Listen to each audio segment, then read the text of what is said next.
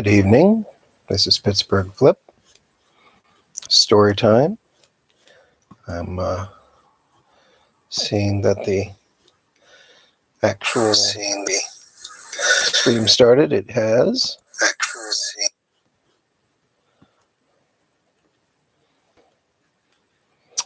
So when we left off last night, I'm not going to start until 7:15, which is in 2 minutes. We had read 2 chapters. Those chapters, first chapter, the children overheard the bankers coming to collect for back taxes. And while they were outside, they noticed that there was a window out of which they don't believe they had ever seen. So that got their curiosity piqued, and they went upstairs, and they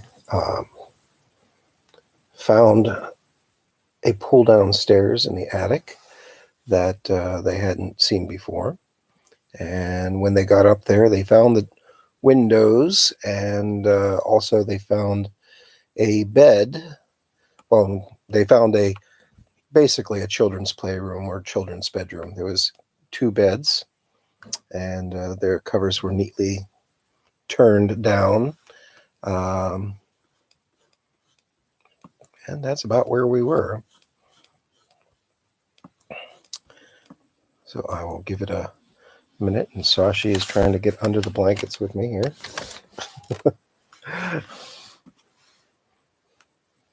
Go on, Sash. In or out?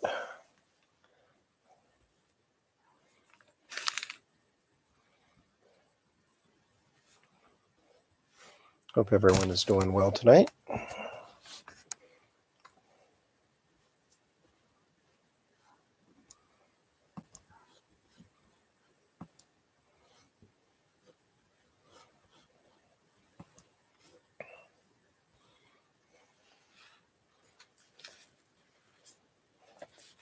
So the next chapter is called The Lost Children. You can see the picture.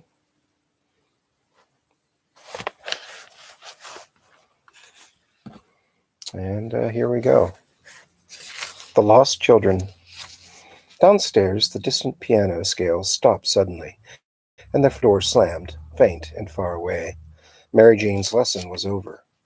Edward and Eleanor found themselves scurrying helter-skelter down the ladder-like steps and walking with stiff but hurrying legs down the attic stairs and along the corridor, down to the big front stairs past Percival and past the darkened star of Mrs. Truth, to brush through the velvet curtain that hung in the parlor arch and confront Aunt Lily.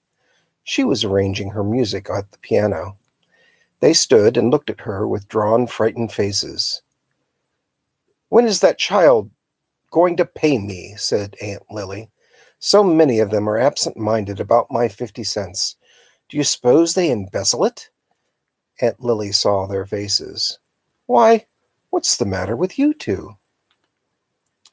They told her then, in a nervous rush of words, about the attic room and the hidden steps, and the keyhole window and the beds. Aunt Lily put her hand up to her forehead and sighed. "So you found it," she said. "I'd hoped I would never have to tell you." "But you do," said Eleanor. Aunt Lily looked at them. She brushed back a straying strand of hair and stuffed it into her bun with a sharp hairpin. "I suppose I do," she said. "Wait here." She got up from the piano stool and went upstairs. Edward and Eleanor sat stiffly on the sofa. Presently she came back with something in her hand. It was a photograph album. Aunt Lily sat between them and turned the pages slowly. It was one of those old-fashioned albums with a tooled leather cover. The pictures were mounted in pretty oval frames, only one to a page. Great-aunts and great-uncles looked out at them. looked out at them, splendid in bustles and bonnets and top hats and frock coats, leaning on carpet-covered tables or standing against painted backgrounds of the eruption of Vesuvius. "That's father, isn't it?" said Eleanor, stopping the pages at one place with her fingers. "Yes," said Aunt Lily. "That was Arthur when he was a student at Harvard College. And here's your sainted mother, just before the accident that cost them both their lives." Aunt Lily sighed again and turned the pages. "Here, this is what I was looking for." She smoothed the pages and opened the book out flat. Eleanor and Edward bent over to see. On the left-hand page was a photograph of a good-looking boy about Eleanor's age. On the right was a matching photograph of a little girl who looked about as old as Edward. She wore a white frock and black stockings, and with the flood of light hair over her shoulders, she looked very much like a pretty picture of Reginald Birch in old St. Nicholas magazine. "Who are they?" said Eleanor. "Your Aunt Eleanor and your Uncle Edward," said Aunt Lily. "But," said Edward. "But we've never heard of them," said Eleanor. "There were 5 of us, you see," said Aunt Lily. "Fred and Edward and Eleanor were the youngest. We called them Ned and Nora. You children were named for them, of course. I was 17 when our parents died, and after that I had to take care of Ned and Nora and be housekeeper for all of us. But I didn't mind." Aunt Lily smiled sadly. "They were good, happy children." "But what happened to them?" said Eleanor. "They disappeared," said Aunt Lily. "Disappeared?" said Edward and Eleanor together. "Yes, one day they just vanished." "Is that their beds in the tower room?" said Edward. "Yes," said Aunt Lily. "They took a fancy to that room and took all their treasures up there. I never gave up hope that they would come back some day, so I kept it ready for them. Always." "Do you still?" said Eleanor and all. "Yes," said Aunt Lily. "But it's been so long," said Edward. "I don't care," said Aunt Lily. Her voice sounded taut. Eleanor didn't know what to say. She looked at the small faces in the album. They were open, friendly faces with a familiar family look. There was something recognizable in the noses and the mouths, something Edward-like in the girl's plump legs and freckled face. I do have an illustration. Hopefully you can see that. I realize it's backwards. Edward turned the page over. "Look," he said. "Who's that?" Aunt Lily glanced at the picture. Then she did something strange. She turned a deep red and shut the book. Then she shook herself a little and looked at Edward. "Well," she said, "it's part of the story, really." She opened the book again and turned the pages to the picture Edward had found. "This is Prince Krishna, son of the Maharaja of Mandracore." Edward and Eleanor stared. The photograph was of a tall, slender figure in a plain black suit. He wore a turban on his head. His face was the handsomest Eleanor had ever seen, but it looked at the same time modest and thoughtful. He looked every inch a prince, or a Maharaja, or a king, or anything very great or very noble. His hand was resting on the table, on the open pages of a book. "That's Emerson's Essays," said Aunt Lily. She looked steadily at the picture and began quietly to tell them about Prince Krishna. "He was here, you see, in our house to study about the Transcendentalists with Fred. Perhaps you children didn't know it, but in those days your Uncle Fred was famous all over the world for his books about Emerson and Thoreau. Even Prince Krishna in India had heard all about him, and he came all the way across the world to stay with us, here in Concord, to study them with Fred. He lived with us right here in this very house." Aunt Lily's voice trailed off. "What does that word mean, Aunt Lily?" said Eleanor. "What word?" said Aunt Lily. Oh, you mean transcendentalists. Well, it just means people like Emerson and Thoreau. Here in New England, 100 years ago, Krishna explained it to me once. I'm not sure I got it straight. I think he said transcendentalists believe that men's minds were very wonderful and that they could know all kinds of important things without being taught them through their eyes and ears because they were part of something called the oversoul. I think that's what he said. Without being taught, said Eddie. You mean no school? Well, I don't remember anything like that, said Aunt Lily. I remember, he said, sorry, I bumped this. I remember he said that there was real meaning in nature, and that things like clouds and trees could remind us of these wonderful ideas that we know already. And the transcendentalists didn't think it was important to get rich. They lived very simply. It was something like that. I may have it all wrong. Eleanor didn't understand. Eddie did. He decided the transcendentalists didn't believe in school, and he looked at the busts of Henry and Waldo with new respect. Aunt Lily was looking again at the picture of Prince Krishna. I used to cook his meals and dust his room and make his bed, she said. He was so good. Ned and Nora loved him, and he made up wonderful games for them, treasure hunts with lovely prizes. He was fabulously rich, and the children would find jewels, real rubies, and diamonds tucked in their pockets. But he was like the transcendentalists. He didn't care about money. He lived in a bare room, and he wouldn't even let me hang curtains in it. And he wore threadbare clothes and sewed on his own buttons. Aunt Lily broke down suddenly and wept. Eleanor stared. Aunt Lily must have been in love with Prince Krishna. Eleanor didn't blame her. He was much better looking than Benjamin Parks. But what happened to him? She said. Aunt Lily recovered herself and straightened up. He disappeared too, she said. Her voice sounded flat. Edward had a brilliant idea. He kidnapped them. He kidnapped Ned and Nora and took them back to India. No, said Aunt Lily. He didn't disappear until afterwards. They vanished first, and he was just as broken-hearted as the rest of us. The police made a tremendous effort to find them. They searched the town, and they sent detectives all over the country, and even all the way to India. But Prince Krishna kept insisting that they were right here, right in this house. He nearly went out of his mind. He ransacked the house from top to bottom, looking in the most absurd places. He kept saying, "They must be here!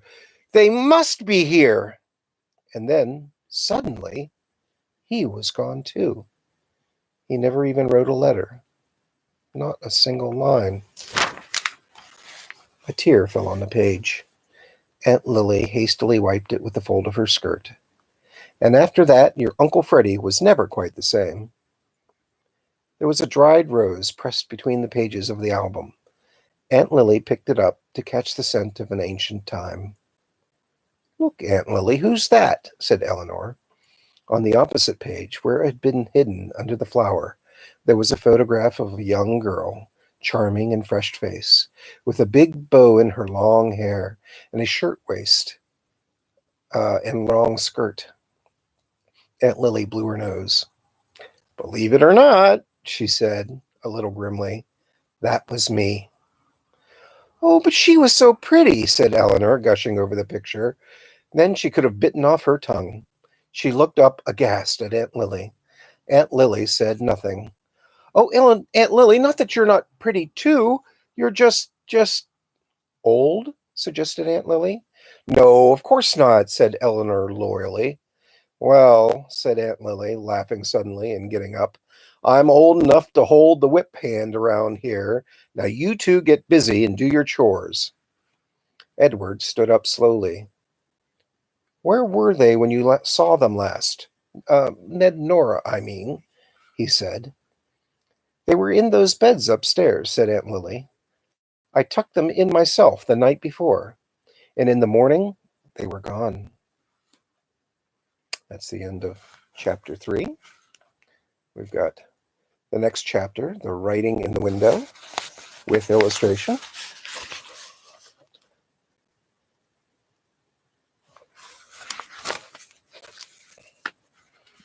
The Writing on the Window. The sunshine next morning was so bright and honest and normal that Edward and Eleanor felt very brave about going back to the hidden chamber. They climbed up the ladder steps courageously and poked their red heads over the edge of the trapdoor. The little room was altogether different. Sunlight was pouring in through the keyhole window. Instead of being very frightening, the furnitures and the small beds looked inviting, friendly, welcoming. They climbed the rest of the way and stood up in the room. They walked around, they bounced on the beds and examined the toys. Then the keyhole window itself drew them closer. It was very large, filling the space between floor and ceiling. The square bottom section could be raised and lowered like an ordinary sash. It was made of clear glass. The huge round upper part was put together from many pieces of stained glass, colored and modeled in the fashion of a bygone day. In the middle, fitting a little unevenly, there was a great lump of clear glass shaped like a gigantic gem, its rounded surface cut into many facets. It was so thick that it thrust out from the flat plane of the window, projecting into the room a full inch. "Look at that diamond," said Edward. "It's not a diamond, silly," said Eleanor. "It's just glass. A diamond that size would be worth $1 million or maybe more." "Well, it looks like a diamond to me," said Edward. Eleanor had to admit that it was a very brilliant piece of glass cutting. Each of the faces seemed to reflect one of the colors of the many-colored window, and to gather them and blend them and pour them back again in one great ray of clear white light. From that moment on, whenever they referred to it, they called it the diamond. Edward forgot instantly that it was only glass, and Eleanor had to keep reminding herself that she knew, of course, that it was not a diamond. Why, if it were real, they could sell it for at least $900,000, which would be enough to pay back taxes and paint the house. And Aunt Lily could stop giving piano lessons. And, well, but of course it was only glass. Edward was fascinated next by the block castle. It was made of old-fashioned anchor blocks. The little cubes and arches and columns and roofing pieces looked just like cut stone and brick and slate, but they were really made in molds from white and red and blue cement. The set of blocks that had been used to build the castle must have been the very biggest and the most expensive kind, for the castle was enormous. Its walls and turrets and courtyards and towers covered the surface of the table. Under the table was a large wooden box. "Look," said Edward. "Here's the box blocks came in." He pulled it out. Inside it there were booklets and with pictures that showed how to build an old-fashioned railroad stations and lighthouses and monastery portals and belvederes and mausoleums. Eddie's fingers itched to tear down the castle and build a lighthouse. "Oh, see what it says on the cover," said Eleanor. She had found the lid of the box. Pasted on it was a small white card, and written on the card in a delicate hand were the words, "For Ned and Nora, from their devoted friend, Krishna." "Oh, where are they all?" said Eleanor. "Some way, somehow, Ned and Nora must be brought back to this house again, to sleep in their beds and to play with the blocks once more. And Prince Krishna must come back to marry Aunt Lily and to make up games for Ned and Nora again. Then she and Eddie could join in the games. And perhaps they too would find diamonds and rubies in their pockets." It was from this room that the lost children had disappeared. Their trail must begin here. Eddie was opening the drawers of the enormous dresser with its tall mirror. Eleanor helped him. They were all empty. Then they looked at the wooden cart, resting its shafts in the corner. It was a dog cart, only big enough for dolls. But there were no dolls, unless you counted the armless, legless one in the toy box in the corner. A basket case, jeered Edward, when Eleanor picked it up and looked at it. Poor thing, said Eleanor, cooing at it. Next to the doll's box was a bookcase. Leaning against it were two homemade fishing rods. On top of it was a white clay bubble pipe, and next to the bubble pipe was a large seashell. Inside the bookcase there was nothing but books, except for a long, narrow box on the bottom shelf. "What's that?" said Edward. He took it out and looked at it. There were two round holes in the top, and several strings ran across it from end to end, but the strings hung limp. Puzzled, Eddie put it back. Eleanor was looking at the books. They were in the same old familiar Concord authors, Thoreau, Emerson, Louisa May Alcott. Eleanor was glad to see Louisa's books there because they were banished from the library downstairs. Uncle Freddie couldn't stand them.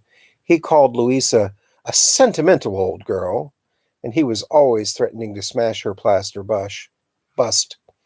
Louisa's poor, chipped, yellow head was not even allowed in the same room with Henry and Waldo's, but had to stand forlornly in the hall, with no one to talk to at all, except a sympathetic Eleanor. Eleanor loved her, and she loved her books, and she was terribly proud of living so near to Orchard House, where Louisa had lived, and when she wrote Little Women. Nora must have loved her too. It was then that Edward discovered something interesting about the window. There were scratches on the clear glass pane. He looked closer. They were words.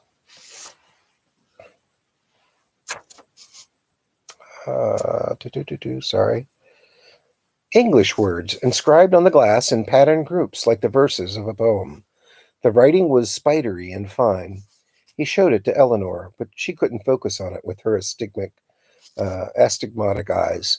"You read it," she said. Edward spelled it out. He had trouble with the first word of the title, which was transcendental, but no trouble at all with the second. It was treasure. Laboriously, he worked his way through the poem. He was used to reading only print in his own fat, round script, and the going was hard. Eleanor mumbled the words after him and found herself becoming more and more excited. Here is what Edward read. Transcendental treasure. This is the keyhole's key to treasures transcendental. Objects' symbols are of abstract monumental. The oversoul sublime, in ever-changing forms, repeats one truth divine to man in nature's terms. Edward boggled at the strange words. "What is it all about?" he said. But the rest of the verses were easier. The first one is a harp that plays angelic chords. Its music sings a tune, too deep and high for words. The second is a doll child, possessed by one of four, fit for any princess to mother and adore. Living in his Eden, playing on his flute, Henry hoed his beans and wore an old suit. Find the third in Walden, find it if you will. Pearls from Coromandel, diamonds from Brazil. A mirror shall reflect what your tomorrows hold. A treasure it will give from its infinitude. Twinkle, little stars, like diamonds in the sky. You can bring them down if you learn how to fly. The sixth one is a ruby. Flawless shall it glow. Love itself the giver for a bride of snow. The seventh is a treasure, rounded by the sea. Deep and dark it lies. You can set it free. A treasure made of ivory, a palace for the soul. Melodious marble halls, a treasure map enfold. The last one is a treasure, too precious to be bought, as perfect and as fair as the crystal sphere of thought. Eye of bird, eye of fowl, hides the treasure chest, transcendental jewels.